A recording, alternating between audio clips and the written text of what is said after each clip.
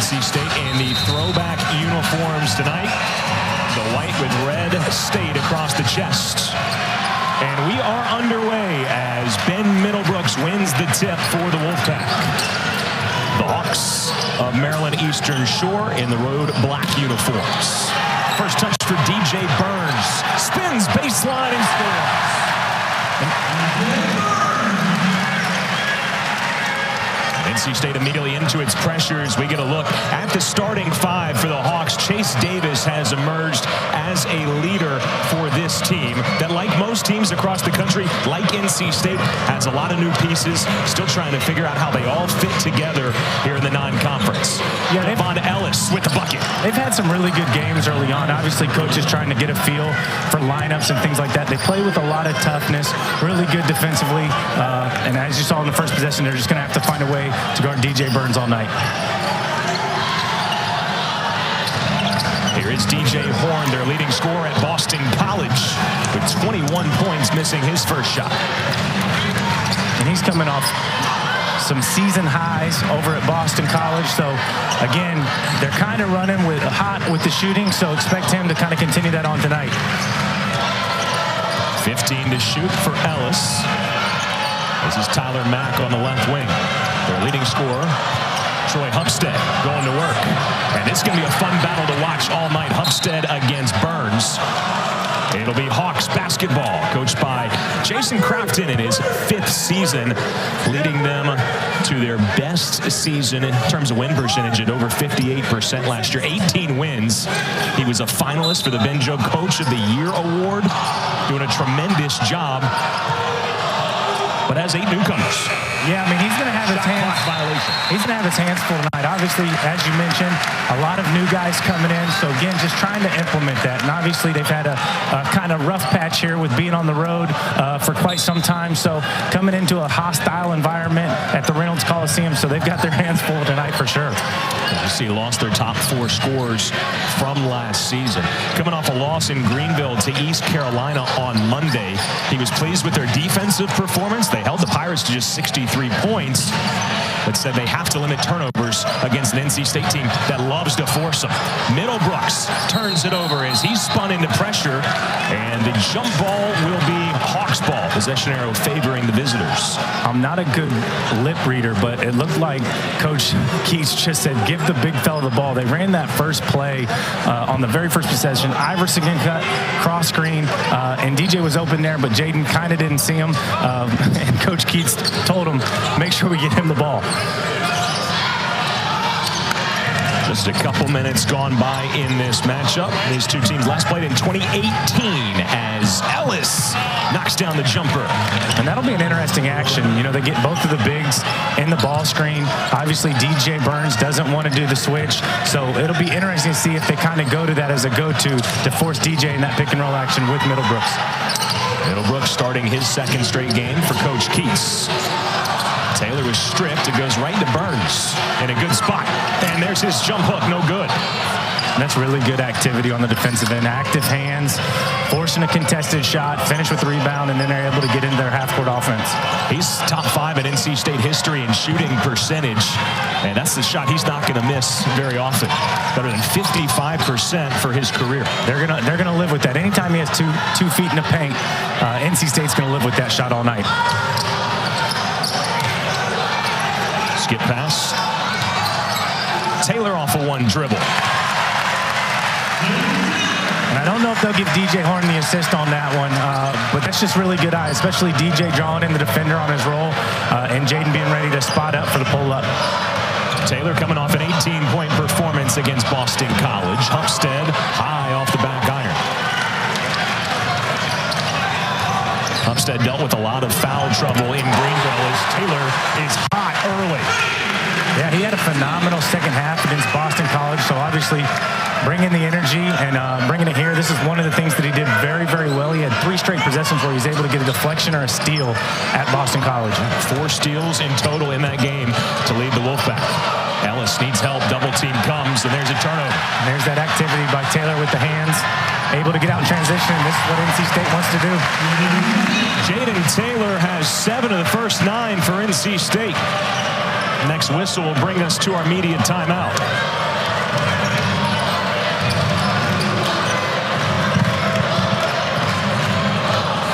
Ellis has all 4 for the Hawks. This is Deontay Johnson. He'll give Hupstead a touch.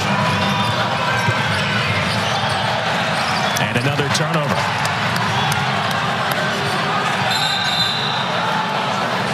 And that's what they're known for, just really good defensive tenacity each and every night. Possession arrow going NC State's way. Taylor has 7 already. In the media timeout, a special surprise for NC State linebacker Peyton Wilson as he was informed in front of this crowd that he is the Butkus Award winner as the nation's top linebacker. It came as a surprise to him, a surprise announcement, but maybe no surprise he won the award. He had 138 tackles this year, Scott. Well deserved for him, and just for him to be able to share that moment, you know, with his family there. You can see the emotion on his parents' face. It's going to be a night that he's always going to remember, and it's well deserved. Chanting his name as he exited the court. Throws down a dunk on his first touch of the night. And again, that's another good look by DJ Horn, obviously having the season high 5 assists the other night, already with 2 early ones finding his teammates.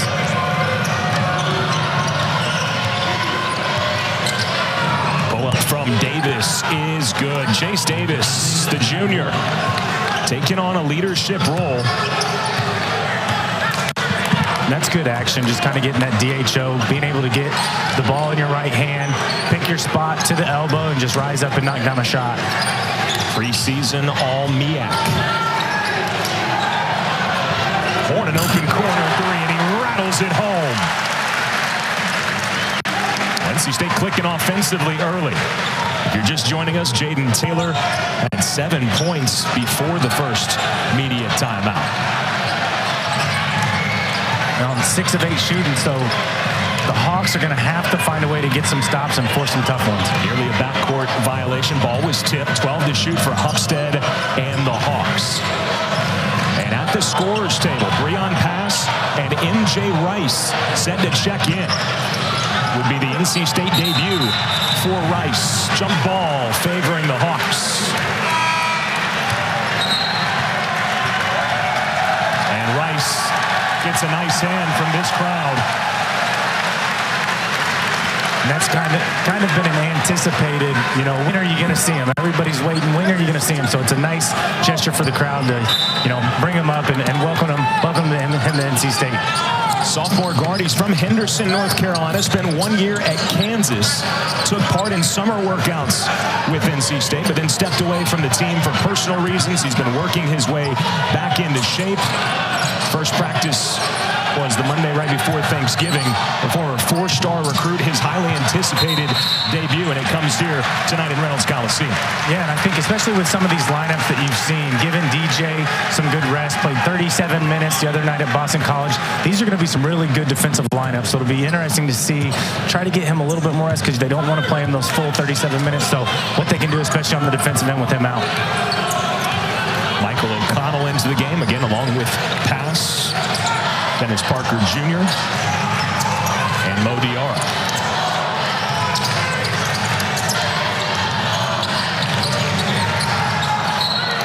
Active hands from Damani Claxton. Both of these teams very deep. And that's what they want to do. Just keep them active hands, keep them in front of you, make them take those tough shots over the top. They've gotten way too many easy ones to start. So that's one thing the Hawks got to do a really good job of, is just being long and active and making them take the tough ones. Rice with his first basket as an NC State player. I got a feeling he's been dreaming about that one. That was a tough take.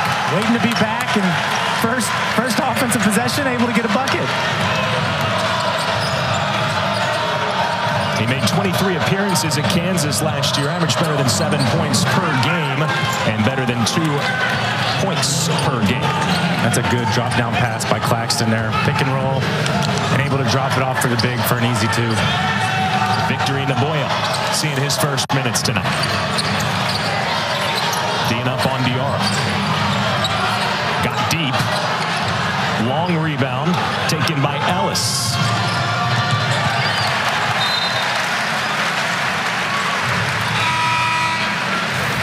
right, Scott, break it down for me. What do you see? Here he is, pick and roll. One of the things that he's probably not known for as much, but able to use his body, create the space, and finish over top the defender. So you see he can take it to the basket. Yeah, and that's he was out here shooting early, kind of like you used to do. Yeah, he was getting up a lot of threes, you know, and that's one of the things, you know, you don't get to see much about him, but these kids develop so much over the summer and work on their game. And again, he may not be known for as much as maybe pick and roll and downhill action, but obviously showing that he's worked on that over the summer for sure.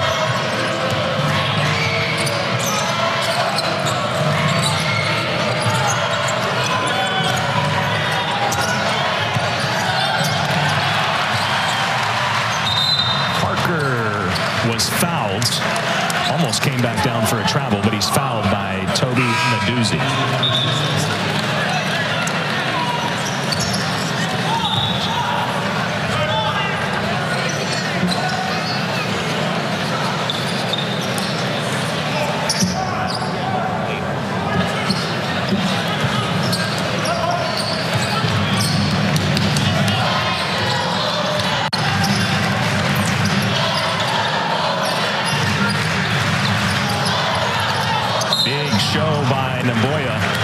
Commits the blocking foul.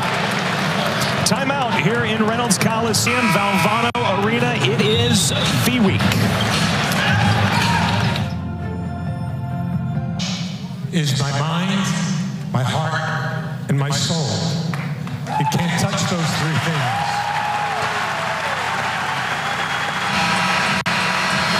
It's V Week at ESPN, a time when we partner with the V Foundation to highlight the urgent need for cancer research. This is game-changing research that helps save lives. You can join the fight against cancer by visiting v.org/donate. 100% of your donation goes directly to cancer research. Diarra going hard to the basket. Already has one dunk tonight, and he'll go to the line to shoot two. He's coming off a career game against Boston College. Finished just short of a double-double, 8 points, but it was the 18 rebounds that's the story. Yeah, that's crashing the glass, but that's one of the reasons why they brought him in here. He just has that effort each and every night. Crashes not only on the defensive rebound, but also on the offensive rebound. And, you know, Coach Keats has got to be proud. They drop a play out of bounds to be able to get the slip. Unfortunately, not be able to capitalize on the first free throw, but the execution was really good. I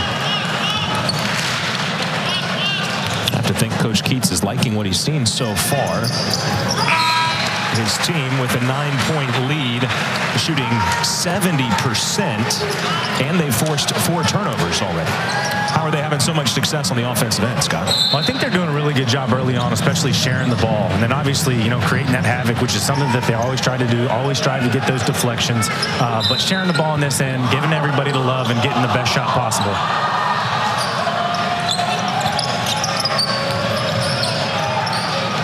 Claxton, the backup point guard. Never received that pass, disrupted by Jayden Taylor.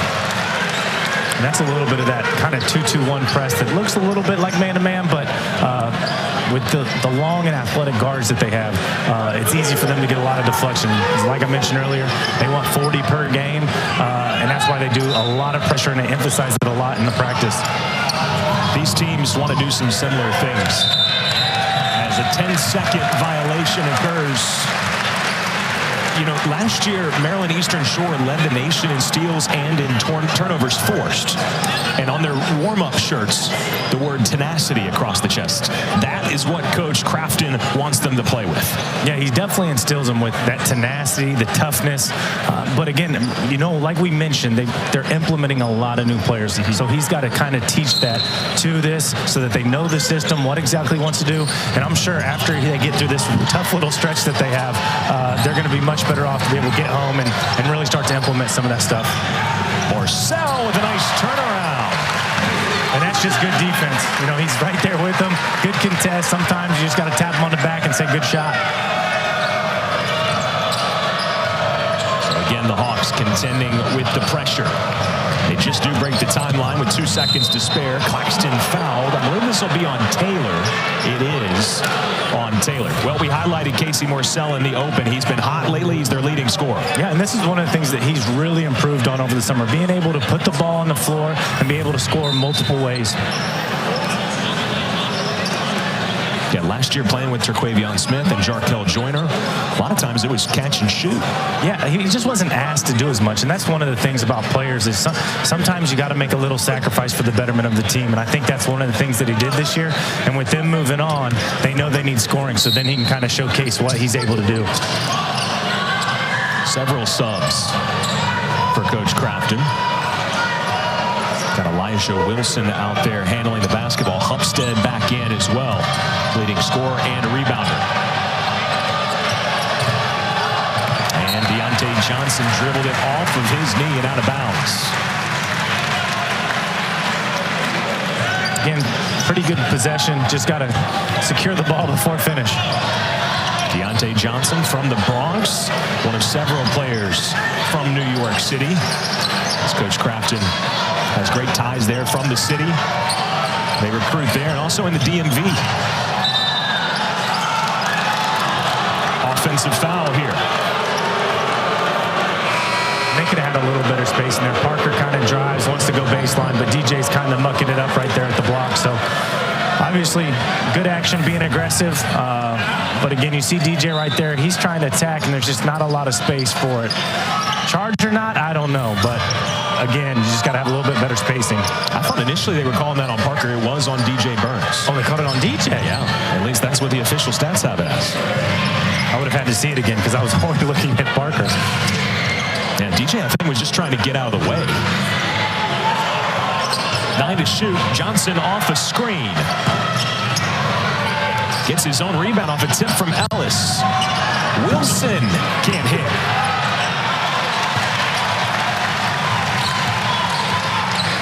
Again, held the Pirates to 63, but struggled to score, did the Hawks, as Morcell hits the back iron. Yeah, and that's one of the things. If they can get stops tonight and obviously make a couple shots, kind of space the floor a little bit, it can keep them in this game.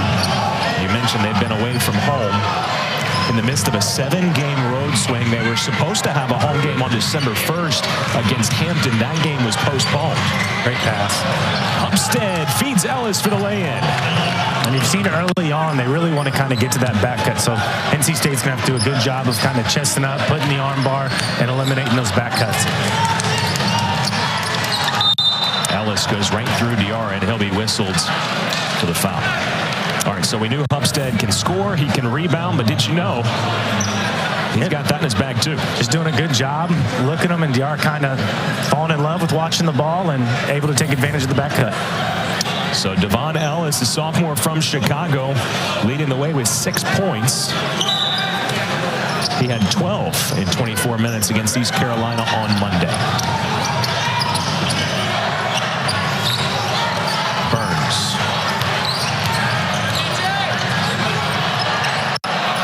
Tough shot, and Hupstead saves it before it goes over the baseline.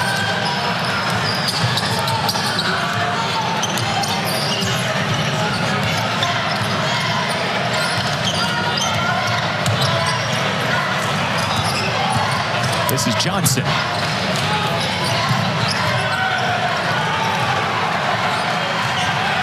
Davis has it in his hands with 5 to shoot. He'll hoist up a 3 and knocks it down. And that's just good one-on-one right there. Able to kind of rise up and get the shot. But early in that possession, they did a really good job of moving the ball. So, again, anytime you can get the ball moving and get those touches, you're going to get this better effort on the defensive end as well. He is their top 3-point threat. As Morcell will not get continuation here. 37% on the year for Davis, which is already pretty good, and then even more so when you consider that he's got the ball in his hands a lot in situations like that, end of shot clock. Yeah, I said anytime you kind of have that volume, and especially when, you know, he's on the scout, teams are trying to take him away because they know he's a good player. You know, to shoot at that high a clip is really something.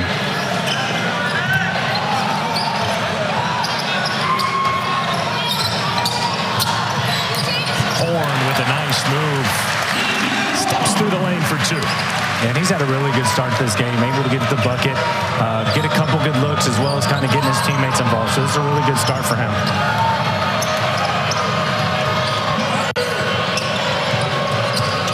The lead back up to 8, and a foul called before that ball found its way to Morcell. And I believe they just signaled it's on Taylor. It is on Taylor. That's his second.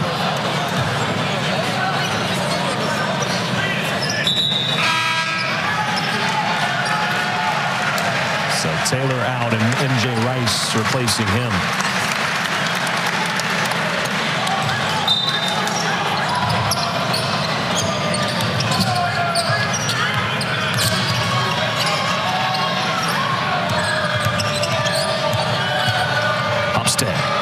Steps through on Burns, and he'll shoot two when we come back from the under 8 timeout. NC State leading by 8 here in the Heritage game.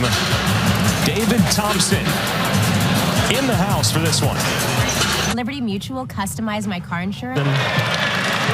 And that statue turned out perfectly. That is the image that you think of when you think of David Thompson.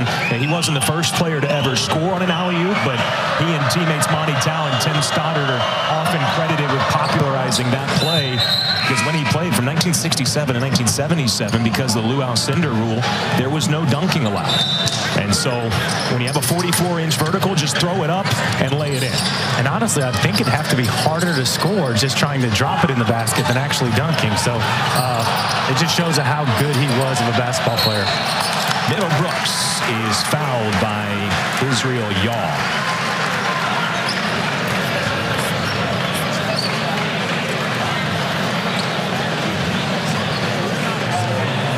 Greatest player in ACC history, 3-time ACC Player of the Year, and a 3-time All-American. The number 44, the only number retired in NC State basketball history. This is how good David Thompson was, okay? He was the number 1 pick in the NBA and the ABA draft. He decided to go to the ABA with the Denver Nuggets, where he won Rookie of the Year. And, you know, one of the things that's not on there, and I've been lucky enough to shake his hand and kind of get to know him over the years, he's just a great human being. Obviously, we're going to talk all night about how great of a basketball player he was, but he's also just a great, down-to-earth human being. So he won the ABA Rookie of the Year, right? The NBA Rookie of the Year that year was Alvin Adams. David Thompson was so good that Alvin Adams began his acceptance speech of the NBA Rookie of the Year by thanking David Thompson for choosing the ABA, because he knew he wouldn't be Rookie of the Year if he had been in the NBA. And he didn't lie. He didn't lie. So good on him for noticing it. Sometimes you got to get lucky with that stuff. Naismith Basketball Hall of Fame inductee in 1996, of course, leading NC State to the 1974 National Championship over Marquette, but it was the semifinal game against Bill Walton and UCLA, and they ran college basketball at that time. Bill Walton once describing David Thompson as Michael Jordan, Kobe Bryant, and LeBron James rolled into one. Yeah, they took down somewhat of a dynasty, and it's just one of those things. You know, I was lucky enough to play for Monty Tao and get all the stories. It's just how good, you know, that lineup and roster was. And I think that's one of the things, you know, David Thompson, all the individual success he's ever had, you know, he always credits his teammates.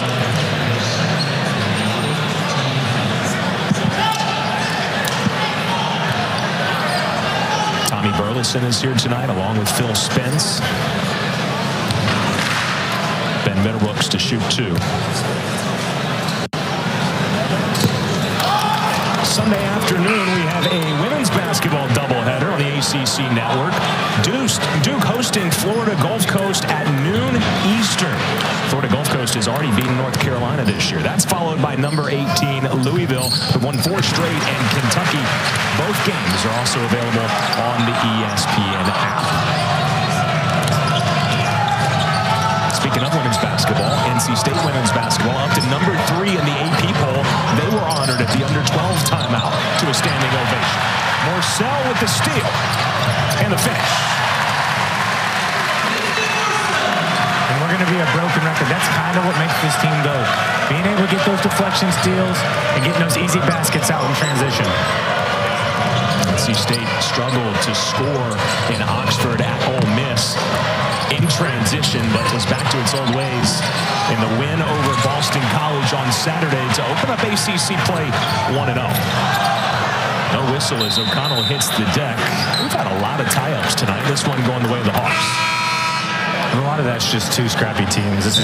Both coaches have very similar identity. They want to play with toughness. They want to defend. So it's going to be one of those games that you're going to see a lot of bodies hit the floor.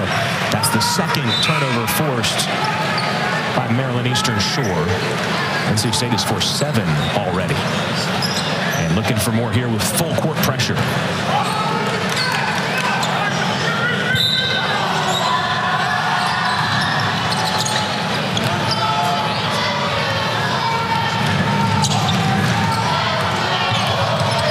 Advantage for NC State. Shooting hasn't cooled off much, right? It was 70% early. It's still at 63%. Yeah, still shooting at a high clip, but again, a lot of those are kind of these turnovers right here. Casey getting out, getting easy layups. DJ coming off pick and roll, getting easy looks. And defense to offense. Diarra cleans the glass. And here comes the Wolfpack. O'Connell with his second turnover in as many possessions. With the third effort. Fans wanted offensive goaltending. I thought it was out of the cylinder. What did you see, Scott? It was really close. It was hard to tell from this angle, but again, Casey being able to sprint back on defense, alter the shot, and that's where you got to have your teammates. Never quit on a play. Even if you think they're getting a layup, sprint back and maybe you can get that rebound.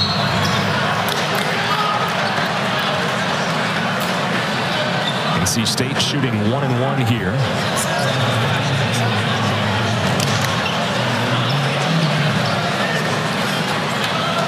Shooting the ball well from the field, but just 3 of 6 from the line so far. This would be DJ Horn. Foul on Claxton, his first. Team's 9th, so it's the double bonus after these free throws the rest of the way for NC State. And DJ was one of those that did a really good job at the Boston College game, especially in the overtime, being able to close it out by knocking down free throws. And there it is. The Jinx. 7 of 8 in that overtime, but he misses the front end of the 1-and-1. LJ Thomas into the game for the first time for NC State as he picks up Claxton across midcourt. Picked up his dribble in a bad spot. Hupstead helps him out.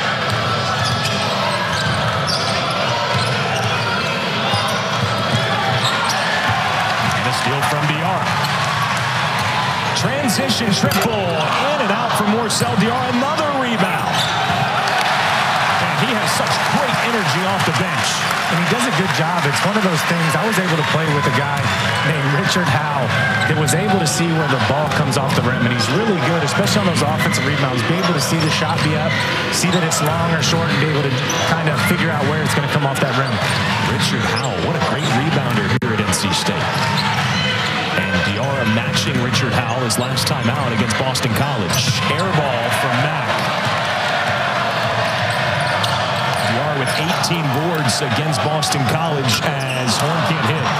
That's the most in an ACC game for an NC State player since your old teammate Richard Howell against Duke in 2013. Yeah, 10 board slot, 18. And I was not a very good rebounder, so I was blessed to be able to play next to him so that he could clean everything up for me.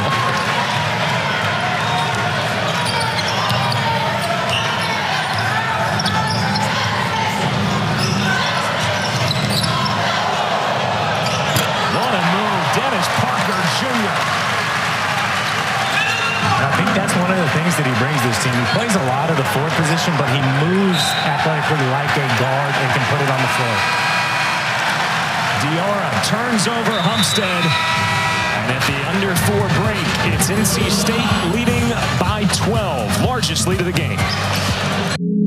We talk forever about the future. Back with Scott Wood. My name is Andrew Sanders. The Heritage game tonight, NC State with its largest lead now up to 12, and a big part of that is the turnover numbers. Yeah, and you know, Coach Crafton, one of the things that he talked about was 17 turnovers against ECU. They knew NC State wanted to kind of create that havoc, so, you know, taking care of the ball. But NC State's doing a good job with the pressure and having active hands. Nearly a turnover. Fortunate deflection to Diarra, who spins baseline and scores. He has had an incredible couple minutes here. Yeah, and that's one of the things, you know, the Hawks don't have a whole lot of size down low, so they're able to take advantage of that, whether it's DJ Burns, whether it's Mo Diarra. So good drop step, finish, and that's one of the areas that they can really attack. 5 points, 2 boards, and a forced steal also. Marcel, good help defense. Good ball movement. Claxton with the 3. And that's the extra pass off of Tyler Mack. And that's the type of offense you want. They get the paint touch, they kick it. They were able to take the shot, but they turned it down to make that extra to get a good look. Coach Crafton telling me that his team has shown some glimpses of who they can be this year. And a nice win over Penn, and in certain spurts, like that possession right there, you see their potential. Yeah, they've played some tough opponents so far in the year, so they're really getting a feel for what they got, and it's really going to test them. So once they get into conference play, they've been able to prove a little bit that they've been able to do it against some really good opponents. 7 to shoot for Claxton and the Hawks. Hubstead beats the shot clock buzzer. So 2 great possessions there, back-to-back threes. Thomas's attempt spins out. He'll shoot 2. Yeah, and Claxton just being patient, understanding the time on the clock, being able to get off that pick and roll, pick and pop with the big fella. But you see here, just having good patience, being able to drag Diarra into that paint and open things up for the 3. Hubstead now with 7 points to go along with 4 rebounds. And he knocks down the 3 also. You know, his favorite movie is Star Wars Empire Strikes Back, which I feel like is fitting tonight when we're honoring the Skywalker. ACC PM with Mark Packer and Taylor Tannenbaum, weekdays from Mark's Charlotte studio in his basement at 4 Eastern. They'll continue talking college football and have the latest from around the conference on the ACC network and the ESPN app.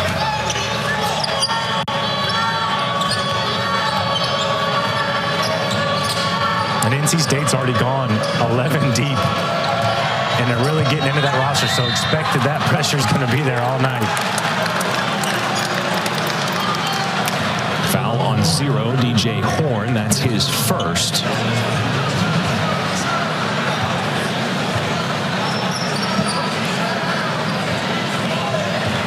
Hubstead, who missed the Liberty game, has started all 7 others now. Has made a nice jump from year 1 to year 2. On the shore. 1 year at Panola College. Off the bench last year, averaged 5 points per game. Averaging 11 and 8 so far.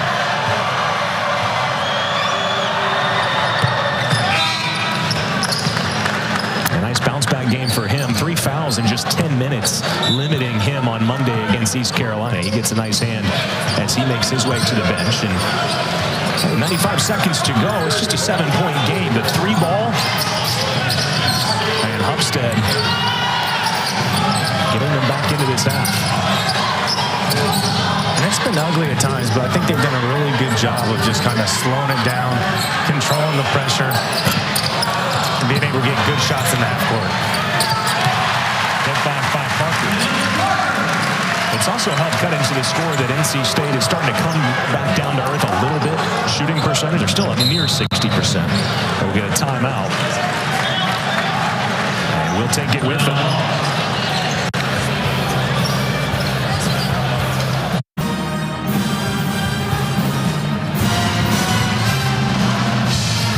Maryland Eastern Shore calling timeout, down 9. And with 1:03 to go, maybe a chance to go 2 for 1 here. Yeah, I think that's one of the things they're trying to do, but ultimately get a good shot out of this timeout, especially kind of giving up back-to-back threes. Parker able to get the offensive rebound put back, but they just want to get a good look here so they can kind of close that gap before the half.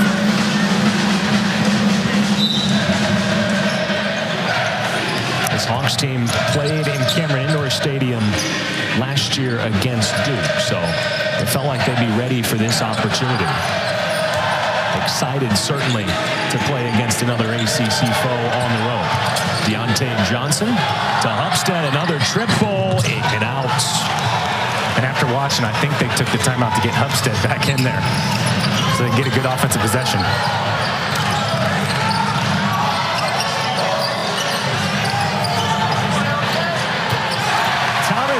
Burns on a three from straight on. That's a good extra pass. Casey didn't have his feet fully set. Was able to find an open man at the top, L.J. Thomas.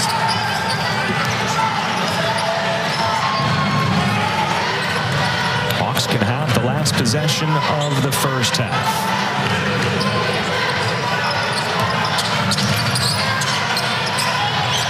This is Elijah Wilson. Ellis. Tough fadeaway. NC State goes into the halftime locker room leading by 12. Stick with us at halftime. A great video on the legendary David Thompson. A little easier for the Hawks that they were just in Greenville, North Carolina against ECU on Monday night. So a short drive over. Burns. Well, he had the first points in the first half. That's all he had in the first half with that first bucket. But they go right to him for the first basket in half number 2. Yeah, that's an action that they really were able to exploit in the Boston College game. Just kind of setting that pin down action for the best shooter, which is Casey on the court. Space it and be able to give it to him in the middle of the paint to be able to work. 17 points for Burns in 37 minutes against Boston College. Upstead misses it off the window. Davis got it. And Davis doing a good job of creating those extra possessions and finish with the pull-up. Taylor missed the lay-in. Saves it to Morcell, and somehow it comes all the way across to Parker, but saves out of bounds. Well, the whistle came a little late. That's why I think there was some confusion. That's on the opposite corner for us, so we couldn't see it. Yeah, I couldn't tell if it was the foot out of bounds, ball out of bounds, but clearly the official didn't like it. Johnson lost it. Wolfpack basketball. Our officials tonight, Clarence Armstrong, Sean Hull, and Jenna Renaud. And again, just those active hands by the Wolfpack. Even though they get beat on the initial drive, they don't give up, continue to chase, and get a hand on the basketball. And here's one of those pin down plays that they're trying to get DJ the ball. Hard foul by Davis as he helps up Taylor.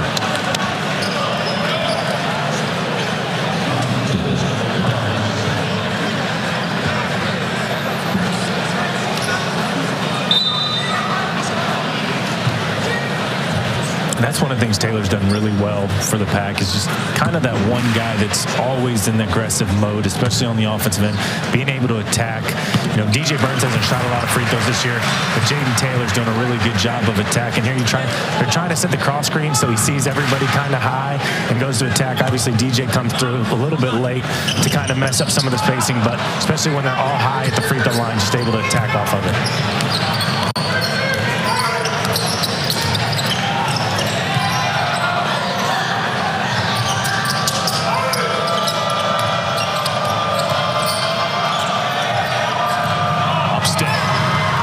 By Burns for the basket. That's just good action. They just did everything with high pace, making the big fella get moving and attacking a closeout. So a good job of going hard the whole possession and creating an advantage.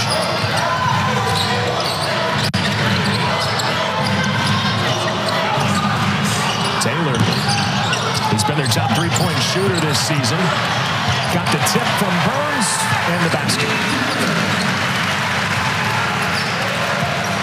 There's kind of that attack mode. Misses the three, but DJ's able to get a hand on it and create it back out to Taylor, but always attacking, trying to get to the rim.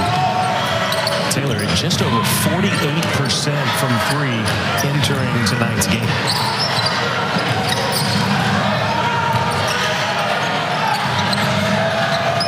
Again, this would be the matchup to watch Upstead against Burns. Oh, Taylor lost the basketball.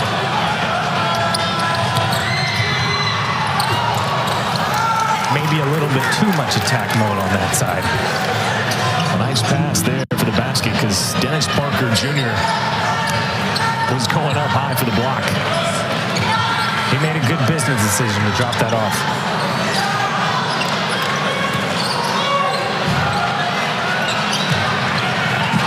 Burns got to his spot and he's fouled. You know, talking to Coach Crafton, I asked him about guarding DJ Burns because He's one of the most unique players in college basketball. And he said, look, obviously we have our game plan, and we have to throw multiple looks at him because you can't just defend him one way throughout the whole game. He said the biggest thing, though, you have to do your work early. If you just let him get in his spot and catch deep, it's going to be a long night. Yes, especially when he gets 2 feet in the paint. So they're trying to limit and push that out as far as they can get.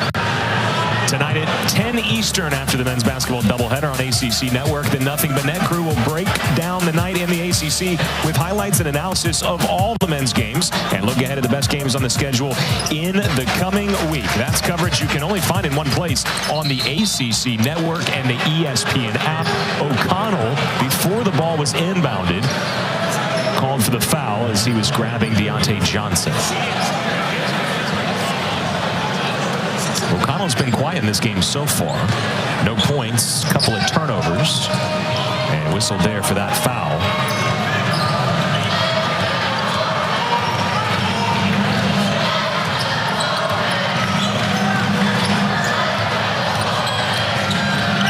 Back with a deep three, and he knew it, out of the hand. He's been getting them up pretty quick all night, so you know he has the confidence and able to get that DHO at the top and knock down a long-range three. So most of the recruiting done by Maryland Eastern Shore is Hubstead reaching in on Burns here. A lot of their guys coming from New York or coming from the DMV. Mack is from Michigan, 2 years at Henry Ford Junior College. That's one of those that we talked about earlier, you know, not letting him get deep. It's just so hard when he's got those 2 feet right next to the semicircle. Hubstead picking up his second foul. Didn't want to pick up his third. And so Burns right to work for 2 more. And the lead back into double figures.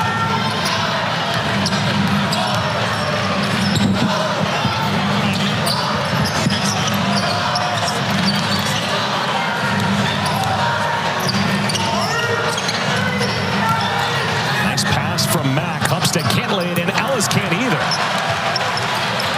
Again, that was really good action, just unable to finish at the rim.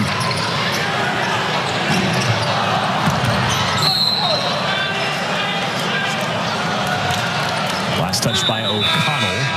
Out of bounds. It'll be Maryland Eastern Shore basketball when we come back. Tyler Mack showing off the range.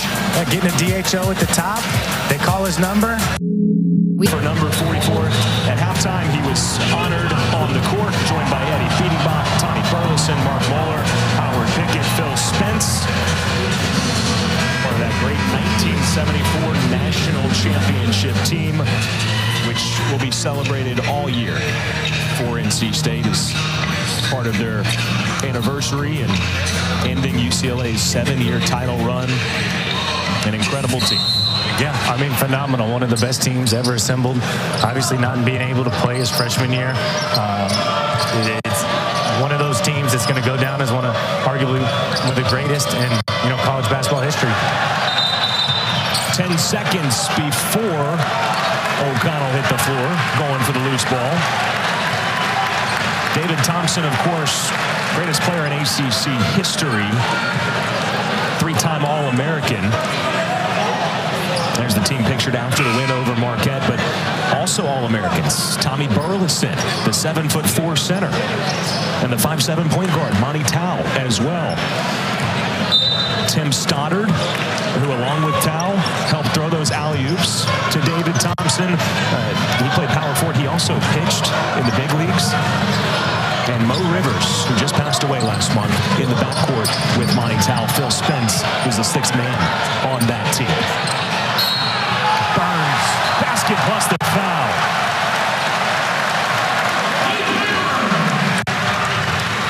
That's where they're just going to have to throw bodies at the big fella. It's going to be tough for them, especially with their size, playing him one-on-one. Getting in a little bit of foul trouble now, not a lot of size. They're going to have to start sending some bodies to try to get the ball out of his hands. We played a great video at halftime on David Thompson, and as they honored him on the court at the end, they played a different video, some messages from former teammates, Monty Tao, but also former competitors. And I think you mentioned, what a great guy he was off the court. it's one thing when your teammates say he was an incredible teammate, but also when your opponents speak so highly of you. And Lynn Elmore said, you know, you broke my heart a few times in the ACC tournaments, but talked about what a great competitor he was, and Bill Walton as well. He got a laugh from the crowd, and he started the video by saying, David Thompson, you ruined my life, but I'm just finally getting over March of 1974. Well, I think that's just one of the things. He earned so much respect from his competitors by how hard he played, obviously how good he played. So being able to see them, you know, on the Jumbotron, talk so highly about him, you know, just speaks volumes about the player he was.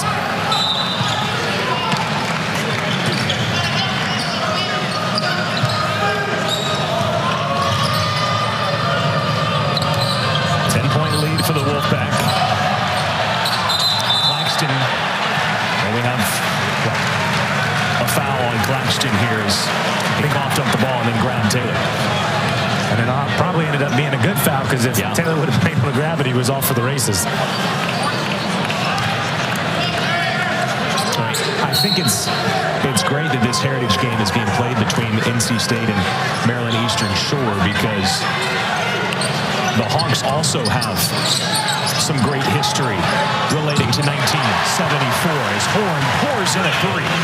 That's just phenomenal vision by DJ Burns, catching it in the middle of the zone, swinging it opposite, and Horn having the feet down and ready. So the Hawks have never played in the NCAA tournament, but in 1974, they became the first ever HBCU to receive an invite to the NIT. Remember, this was back in the NCAA tournament when they only took 25 teams. That's why Lynn Elmore was saying, David Thompson, you broke my heart, because you had to win the ACC tournament to go to the NCAA tournament. And, you know, Bill Walton, first pick, Tommy Burleson in 74, but Reuben Collins and Tal Skinner and William Gordon all played for Maryland Eastern Shore, and they won a game in that NIT.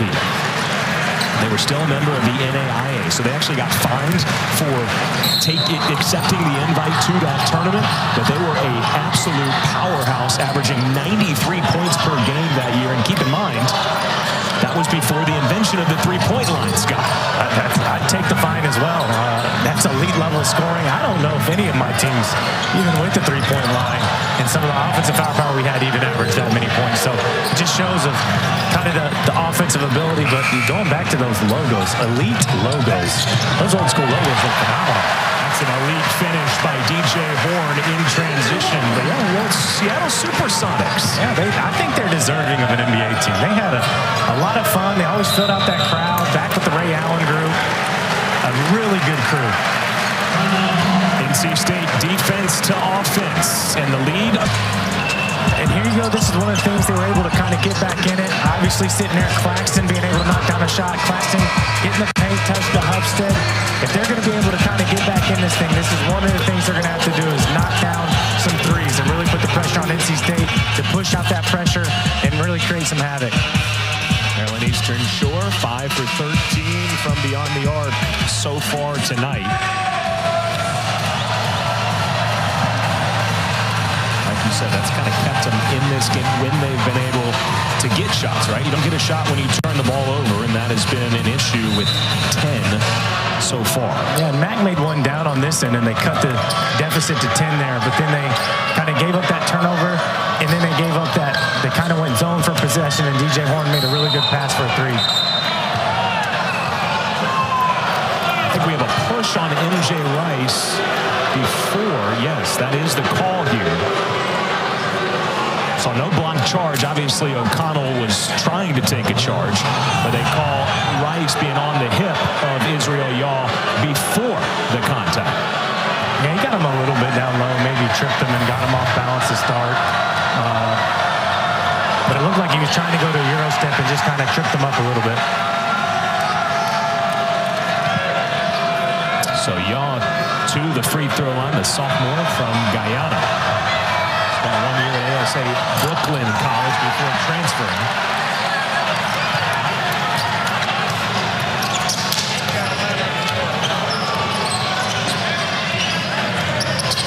Missing both free throws.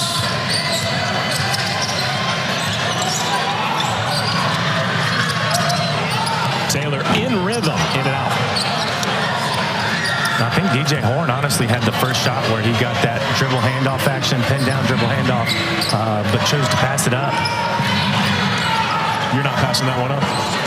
Probably not, but I could see why he gave it. But I would also say that was a design play for him out of the timeout, so I would shoot it.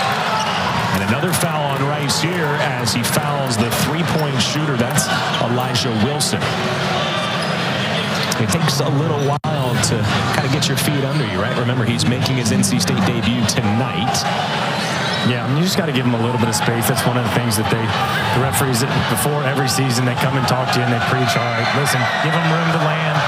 And he was a little bit more aggressive on that closeout. Sunday afternoon, women's basketball, a doubleheader on the ACC network. Kara Lawson and her Duke Blue Devils hosting Florida Gulf Coast at noon Eastern. Then Jeff Walls and 18th-ranked Louisville. They've won 4 straight. Going up against Kyra Elsie and Kentucky. Both games are also available on the ESPN app.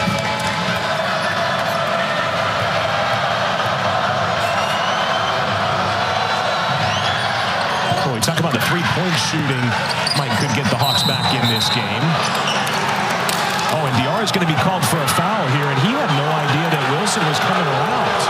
I don't see how he could be called for a foul here, Scott. Yeah, I'd have to see it again, but it looked like he may have had his elbow out just a little bit, which was maybe more of a untraditional position.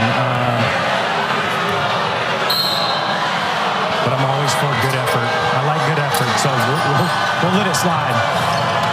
Upstead, deep position. Blocked by DR. Hawks are crashing the glass hard.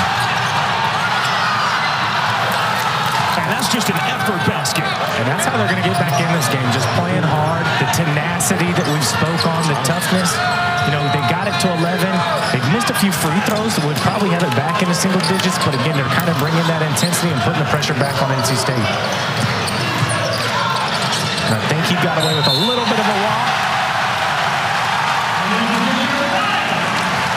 MJ Rice with the and one opportunity. The lead back to 13. Michael O'Connell doing a good job of putting the ball on the floor. Maybe got away with a walk, but MJ Rice cutting behind the defender and finishing strong. Chili's, baby back ribs. 10 offensive rebounds in the game, and this is how you got to do it. Do some of the dirty work. Upstead in there, just battling, continuing to keep it on the glass, and ultimately finishing with the bucket. That's the type of plays that they're going to need to really get back in this thing. Their team motto is one way, and I asked Coach Crafton, in your own words, what does one way mean? And he said, you know, it's really 2 things. It's 2 words. Tenacity, like we talked about on the front of their warm-ups. Tenacity, which is our edge. We have to play with that edge. We have to play scrappy. The other word is family. That's our togetherness on and off the court. And I think they're showing that tenacity here tonight with the 10 offensive rebounds, whether it's the 3 or getting to the free throw line. We've seen them do more in the last couple of minutes, hitting the offensive glass. That's how they can get back in this. Yeah, and I think, you know, we haven't really been able to show them on camera out of timeout, but if you watch them on timeout, usually a lot of people are kind of walking around, looking in the stands. They literally have their hands on each other's back the whole time, locked in and engaged to what Coach Crafton is saying. And again, here is that speed and tenacity. They don't score on the initial turnover on the fast break, but again, Hupstead spreading the floor and being able to put it back in. Just an 11-point game with an 11.5 to play here in the second half. Hupstead, hard show. Parker Jr.'s open. And NC State gets an offensive reset. All the way in the backcourt goes Taylor for it.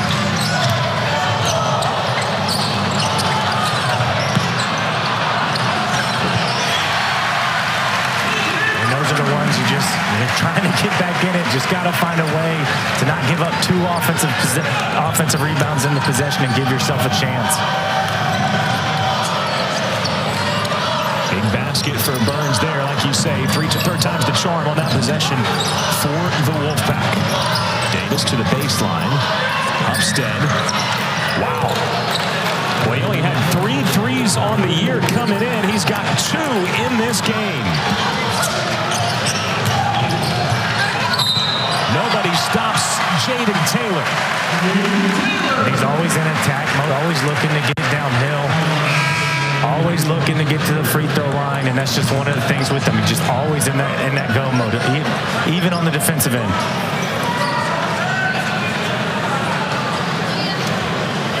Taylor got out to the hot start tonight for NC State. Gotten off to a hot start on the season. He's only behind, we say Casey Morsell's the leading scorer. He's averaging 14.1. Taylor's at 14 even. So he's right there in the mix, and he's maybe been their best defender so far. And on a team that is well balanced, he might be their overall best player. Yeah, and that's one of the things that we've always talked about is they just have all that balance. And I think since the second game, Jayden Taylor's been the primary ball defender. And again, just kind of creating that havoc. LJ doing a good job of being patient, getting into the body, and finishing. Well, he's athletic and tremendous body control there to stay on balance. Ellis goes right at Burns and gets the roll. And the pace has picked up here in the last couple minutes, Scott. Yeah, I just had my stats. Just the wind from them running up and down the court just blew right back into my lap. That sounds like hyperbole. He's not joking. We felt that. Game speed. Morsell bobbled it and was pushed. And again, that's where you see, a lot of people don't talk about it, but DJ Burns is just a phenomenal passer. There's not many bigs in the country that can throw that back door.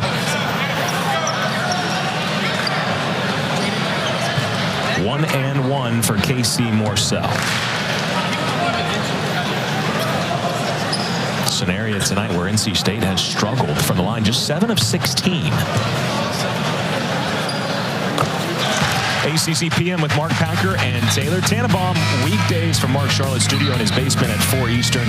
They'll continue talking college football and have the latest from around the conference on the ACC network and the ESPN app. Gotta love it from Mark's studio in his basement because he's got the dogs there. I would love to have my dogs on set. The problem is my kids would be all over the place. Talking college football again, Peyton Wilson being honored in the first half and learning that he won the Butkus Award as the nation's top linebacker. He and several of his teammates, a 9-win season under head coach Dave Doran, and heading to the Pop-Tarts Bowl in Orlando to take on Kansas State. That'll be one to watch.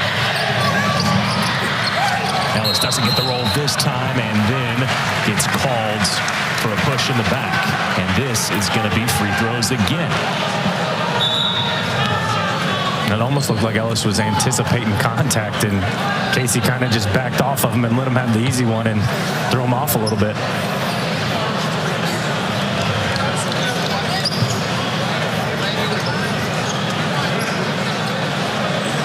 We talked about free throws earlier. NC State not having the best free throw game, but for the season they've been pretty solid all year long at the free throw line. That foul, the second on Ellis. 19 fouls for the Hawks. They've been pretty well balanced. Claxton and Hupstead both have 3. A number of players with 2. For NC State, Taylor's playing with 3. Burns and Rice, the only players with 2. At NC State, Morsell makes both of the 1-and-1. They're in the double bonus the rest of the way. And again, that's how they closed out their ACC victory in Chestnut Hill against Boston College. They very well might be tested from the line remaining 9 minutes of this game. But the lead is getting stretched out, 64-48. Really good screen. Flare screen to Davis.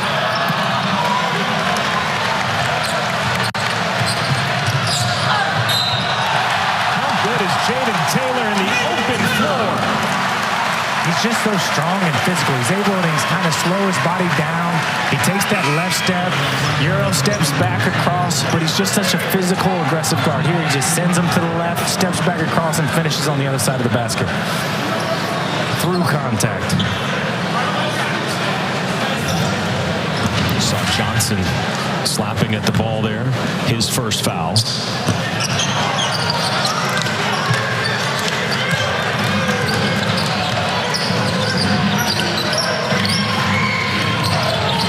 Claxton. Nice fight. Ellis with a flush.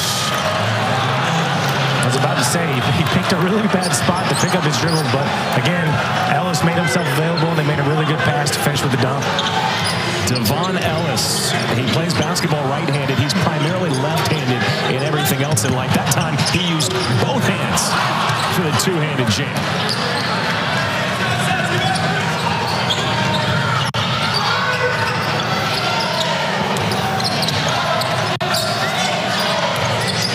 That's one of the things about this NC State team, especially outside of DJ Burns. They're looking to switch, and they do a really good job of switching aggressive and making this offense start really far out.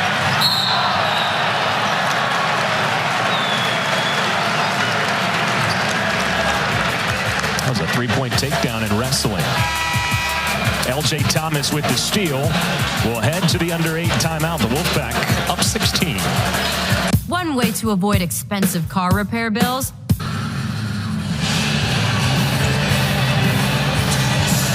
66-50, NC State out in front of Maryland Eastern Shore. During that media timeout, LJ Thomas with the steal. They did review this foul. It is the 4th foul on Damani Claxton, but upon review, ruled it is just a common foul. And he is going to stay out there with the 4 fouls. A little bit of sweep of the leg, but ultimately trying to go for the ball, and sure, nothing bad there. So, again, maybe there's a little show of sportsmanship there to LJ Thomas. NC State in the bonus, the double bonus now.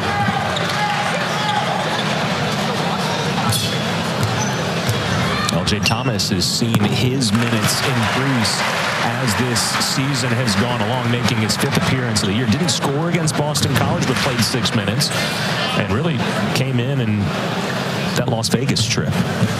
Yeah, he's just a really good decision maker for this team. He's not going to make a lot of mistakes. He understands his role. He's going to get some of those paint touches and create for others, but ultimately just a good decision-making point guard for him.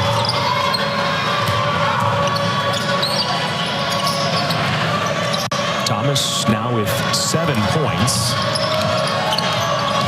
And he is really putting in the work on the defensive end. He got a deflection there.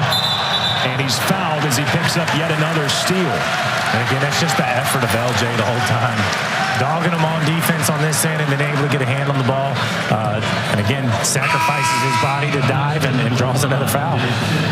That's the kind of play that's going to, you see why his minutes are increasing. Yeah, I mean, that's any kid out there that's watching is, listen, if you give effort, whether it's 2 minutes, 4 minutes, 6 minutes, make the most of your minutes. You know, make the coach see that you bring value in the minutes that you're on the court. And it's one of the things that LJ has continued to do, and Coach Keats is rewarding him for it. 2 minutes becomes 5, becomes 10. It's a grind. It's not easy. It's hard to get minutes out here on the court, especially with, you know, what type of talent is out there at all times. So you got to make yourself stick out. And a lot of ways to do it is diving on the court and doing a little bit of the dirty work that some people don't want to do. That's supposed to be the 5th foul on Claxton. That's what they have the official stats as, but Claxton's staying on the floor. And I thought they called it on Hupstead, maybe.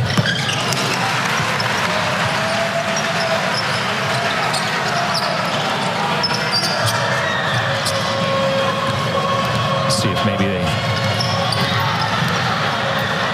reverse won't go, but a foul is called, and they're changing. They must have changed that foul.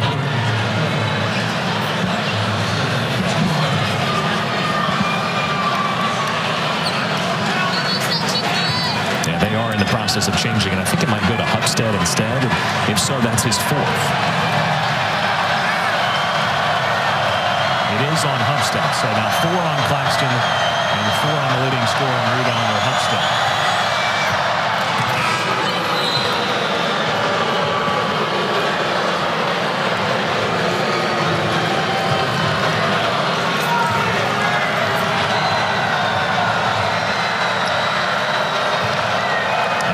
7 transfers on this team from State Fair Junior College. Ellis comes out. Israel Yaw will check in. Haven't seen Ben Middlebrooks in a while. At the start tonight, but just 6 minutes so far.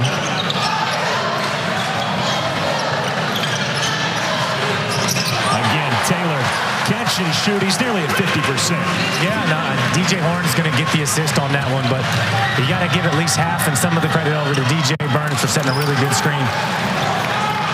Upstead to the basket for 2 more. Playing with those 4 fouls and playing well. He's got 18, as does Taylor. Taylor calling for it. Horn doesn't look his way. They're going to give a touch to DJ Burns instead. Yeah, Burns had Claxton on him for a little while, and they kind of missed it, but it all works out for the Pack. You talked about that aspect of his game. He's unselfish, and he finds Morcell. Lead is 21.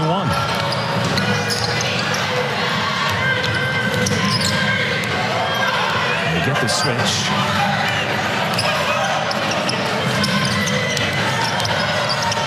Surprised they didn't try to post Upstead with Morcell on it. Yeah, at least ball screen and switch back.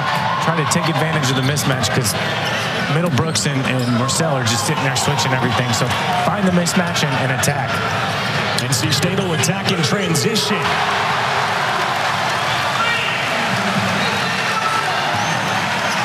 At the same spot that he hit a huge 3 with 2:30 left in overtime against Boston College. Yeah, and you got to give credit to LJ Thomas. I feel like kind of his effort and what he bring during his minutes was able to create some energy for this team. Davis with a smile. And Morcell couldn't help but smile as well as he banked that one in. They all count the same, man. They all count the same. Well, you play golf too, right? No pictures on the scorecard. That is for sure. They still count it as 1, 2, and 3.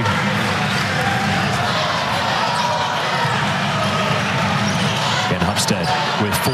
Burns pretty on the baseline. The spin and the shot. You're so worried about taking away his left hand and then he spins back baseline. I don't know how you defend that. It's hard to guard, and honestly, they're going to go back and watch it on game film, and that's going to be what they want to do. You know, force him that way, force him to take some jump shots. But again, he's just such an elite scorer. NC State now up to 80, just under 5 minutes to play. Diarra set to check back in. Both teams utilizing their depth. Middlebrooks would have been his first 3 of the year. Burns has the touch on the tip.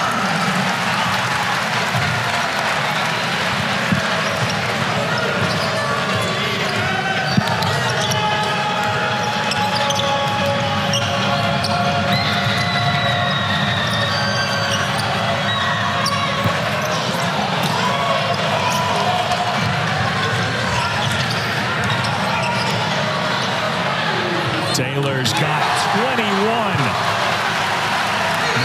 DJ Burns was already past half court because he knew that one was good. Wolfpack are starting to make this thing a little bit ugly now. Davis banks it in. And they love playing at this pace. It's a 45-point second half for NC State as we hit the final media timeout. Greatness is a feeling. Making threes, made a pull-up in the first half, and then he's able to kind of get out in transition. So he's been able to do it at all 3 levels of the game. He's also added 4 rebounds, 2 assists, and 2 steals, so he's mixing it up, not only just scoring the ball. 21 on the night. He is not out there right now. Don't know if we'll see him again with NC State leading 85-61. On pass, and MJ Rice can join the backcourt. Rice at 3 ball. He was working on that shot hours before this game, and he makes his first career 3 at NC State. Yeah, he was making it at a high clip, and he was ready. Check back in, knock it down. Rice with 7 points now in his debut.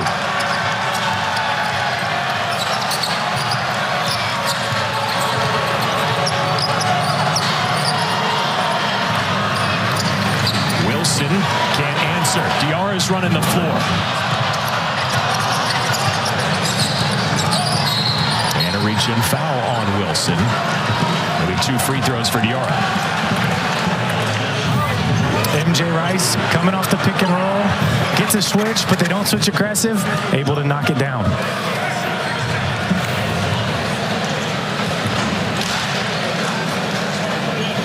So Diarra shooting 2, 7 points, 5 rebounds tonight. He had 8 points and again the 18 rebounds at Boston College.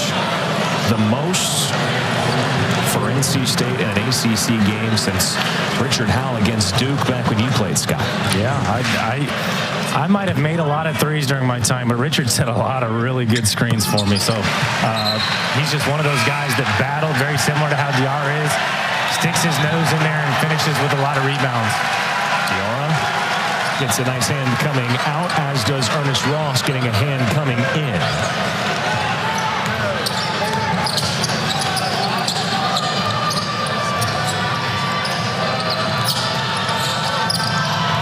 Ellis, tough fadeaway, a little short, and Ross with the rebound.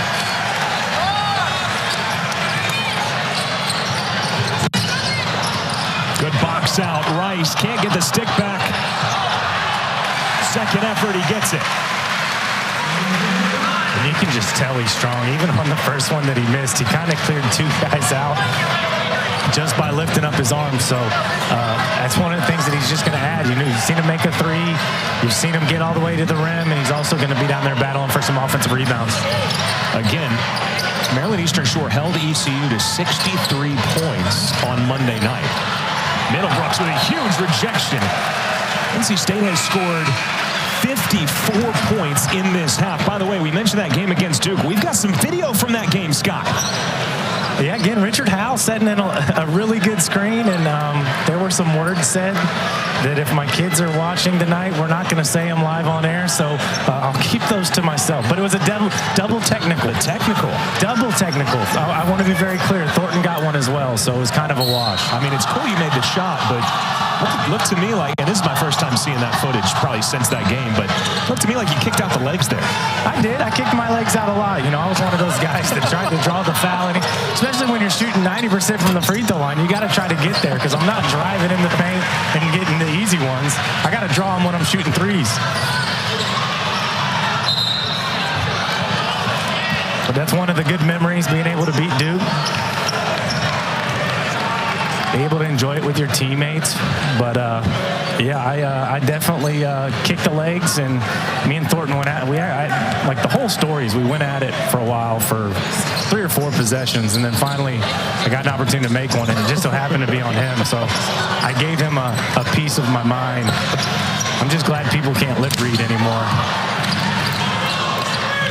Glad we were able to go back in the vault and find some footage from that game. That's way back when I had no beard. The babyface Scott.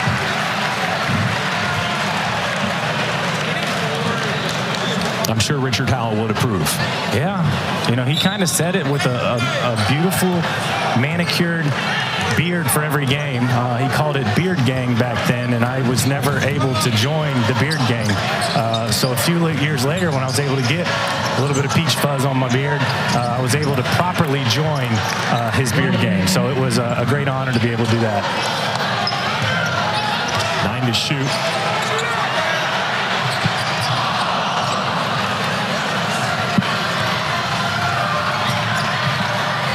Mack has that range. He's shown it. Not this time. Rice on the push. Oh! MJ Rice! Oh, my goodness. Welcome back, MJ Rice. That's how you make a first impression. MJ just being the athlete that he is. Last year at Kansas, they talked about it. Wasn't able to really showcase and transfer back home to NC State and showing that he can get up and rise high. Woo! Back on got the fans on their feet. Yeah, and you know that's got to feel good for a kid. You know, someone that steps away from the game that they love, and it's what they've played, and be able to come out here and just showcase your skills and perform. So you know he's feeling really good. Again, this is the first time NC State fans are seeing him. Now Ernest Ross glides to the bucket.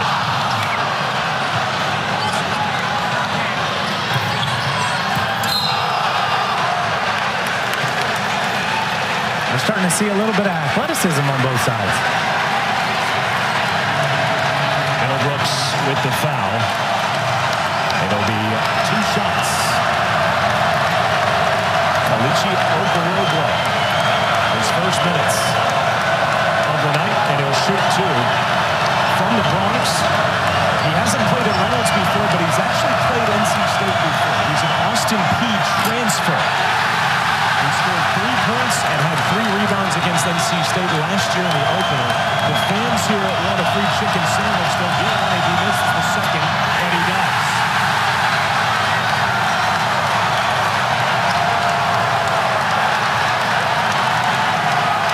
Gates says no shots. Jordan Stowe will dribble it out. Well, he tried to. Yeah, and I think Maryland Eastern Shore just they've had a tough little stretch here being on the road. Obviously, early on, they've had Temple, they've had Notre Dame, Liberty, they've had ECU. They've had a tough schedule, so kind of able to diagnose some things and get back there in the lab when they get home and enjoy their day for sure. 93-61 the final score. NC State improves to 6-2 and